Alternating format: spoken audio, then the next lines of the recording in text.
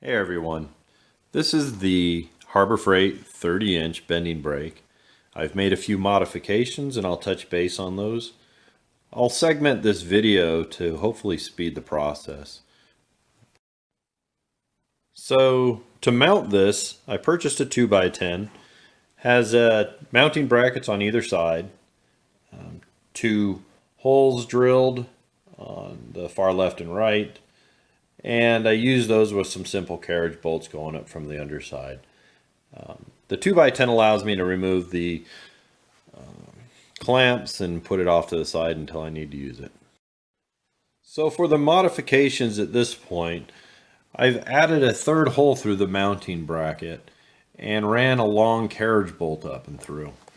I'm able to get down here. You'll see there's one washer, two nuts, another washer, a door spring, and a third washer. And that's running along the length of a long carriage bolt. The other portion added is this piece of angle iron. It'll act as a guide, you'll see later on in the video. And then last but not least, this portion here I had to grind down, and you'll see why here shortly. This next portion deals with the stock bar that came with the bending brake, and this angle iron. I think it's a 1/4 inch by 2 inch, and it's 36 inches long. I've welded onto that stock bar. What that does is it removes my requirement at the stock level of placing clamps right here in order to clamp down on a piece of metal that I plan to bend. Okay, so as you can see right there, taking into account the spring that was installed, and then I drilled holes at this point right here, and this is obviously on both ends. You can see how my piece of angle iron right here became a guide, so that way this portion here stays along the same distance from my break point for bending the metal.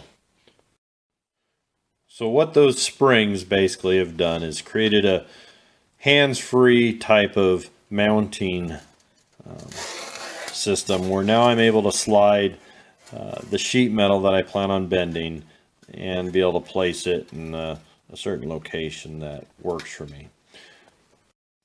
So if I was working towards bending this piece of sheet metal, I would take this part right here and snug her up. And now my piece of sheet metal should be pretty firm, as you can see.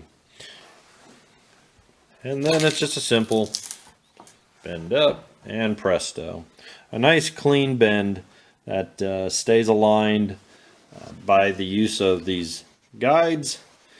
The strength in the event I'm trying to bend the 18 gauge. And also the hands-free aspect that I'm not having to deal with trying to manually clamp down on either side in order to get this one piece of sheet metal inside. And last but not least, I'll bring this piece off.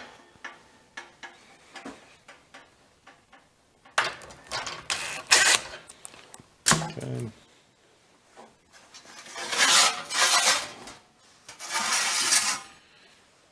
And there you go. I can easily take this piece now, flip it back in, and then bend it back a bit to get that perfect right angle. Of course, I could use a little bit more bending. Anyhow, that's the setup I crafted. I used a little bit of YouTube in myself to collect some tips, some fantastic ideas on there. And this was my modification of the different tips that I found. All right, have a great day.